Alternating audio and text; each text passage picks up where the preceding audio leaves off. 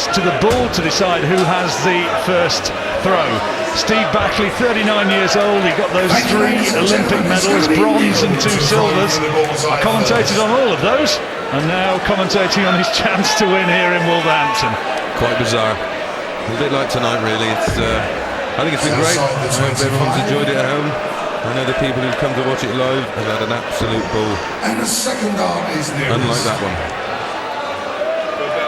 Now, who's got the closest there? Has Backley got it? Thank you, ladies and gentlemen.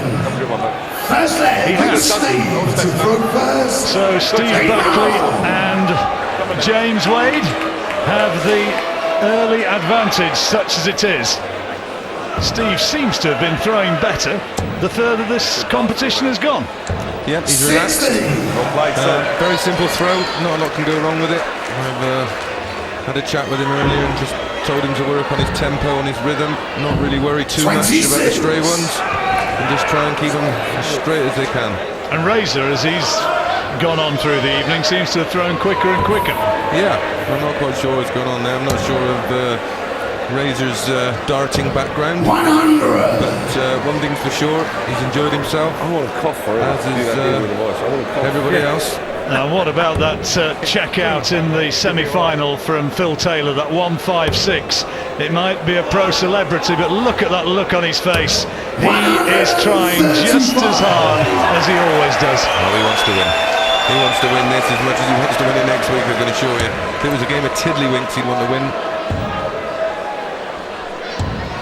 Oh, that's a bit of a floater with the last dart. Yep, they all count. 52. Razor just needs to settle down a bit. A little bit of a grimace tells you exactly what he thought about that one.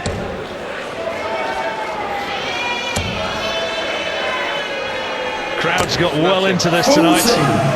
You can see from that photograph from behind the board, and there is a big crowd in here, and there's guaranteed to be an electric atmosphere throughout the week ahead.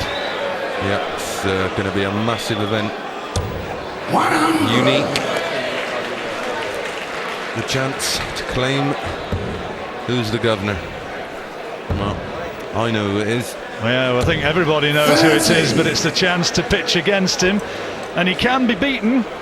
When Nardal did him in the semi-finals of the World Championship last year, and I think that is maybe slightly one of the contributory factors to Phil's overt celebrations in that semi-final. Absolutely. Likes to put one across his old rival. Just sending out a reminder. You may have beat me once, but you're not going to beat me again. Right, is this going to be a spectacular check-out to add to that 156? 144 he's looking for. That's one. Needs another one for double 12.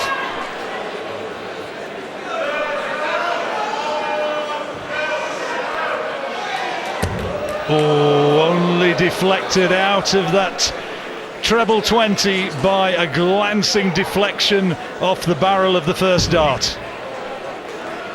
96. So an opportunity. Yep, absolutely. Big ass for Steve.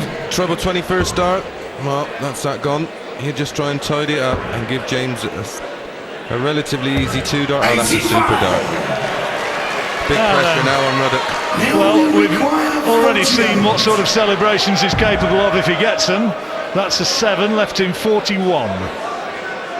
Probably go for the 9, I would have thought. I should just go odd, anywhere down the bottom. You reckon? Well, there's a few odd ones down there. Yeah, you're right. And he's found a 2. Well, that is unfortunate, isn't it? The 4 odd segment he had to go for, he went wide of it. Should have just gone for a 3 and give himself 1 dart. Yeah, well, we all know the feeling on that. If you'd said to him, go and get a 2, he probably wouldn't have shot it. Probably wouldn't have hit it. Game shot. Game shot. First blood to the world number 3 and the former world number 1 javelin thrower. Absolutely. It's an early advantage gone with throw. Not that I think having the advantage of throwing first is going to matter too much in this one. Looking at Phil now, he'll 61. He won't be much short of a 140 or a 180, I'm sure.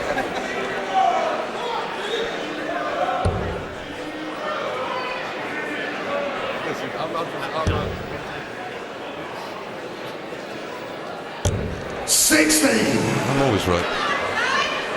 They won 4 legs on the trot now. James Wade and Steve Backley, 3-0 in the semis and 1-0 up here in the final. On a roll. 60. Well, on a roll, or do we say we're on a roll?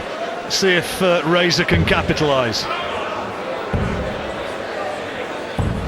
26.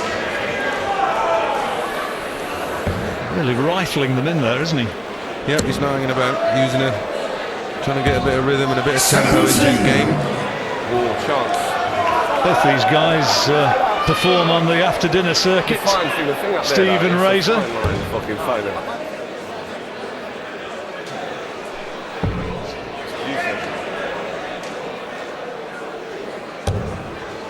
97. I think he wants to go for a coffee after this one. Coffee with? Oh, that's nice. Lovely.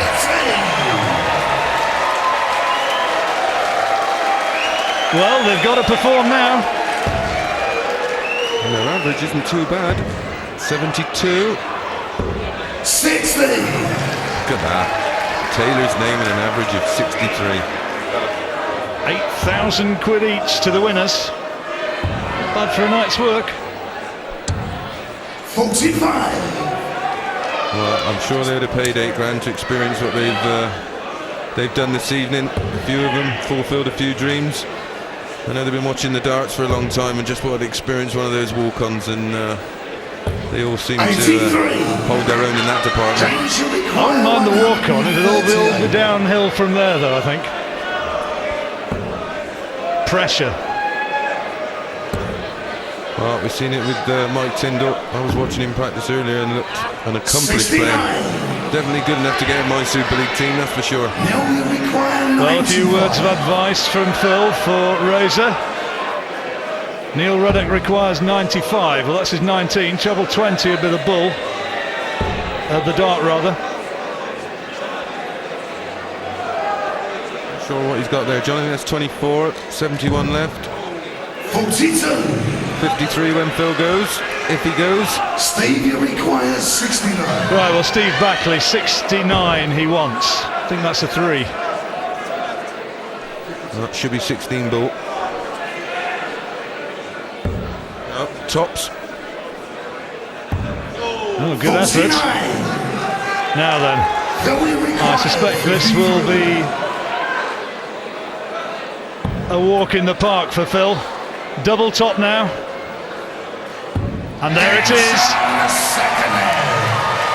You know, I tell you what, Chris, moving aside from the obvious fun of the evening, you're looking at pointers for the big Grand Slam of darts starting tomorrow. This guy's in terrific form. He's carried on where he left off in Frankfurt. Yeah, he did.